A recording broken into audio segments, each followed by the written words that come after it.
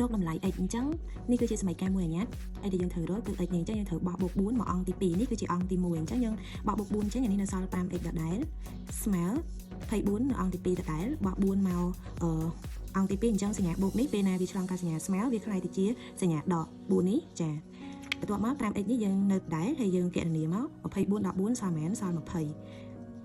អីដែលត្រូវធ្វើបន្តទៀតកន្លែងនេះគឺយើងត្រូវតែបោះ5នេះមកអង្គទី2ដើម្បីឲ្យ x នេះនៅតែឯងព្រោះយើងរក x មិនអញ្ចឹងហើយកន្លែងនេះបើគេអត់ដាក់សញ្ញាអីមានន័យថាគុណអញ្ចឹងកាលណាគុណបោះឆ្លងកាត់សញ្ញាស្មើវាទៅជាចែកអញ្ចឹងពេលដែលយើងបោះទៅយើងសល់ x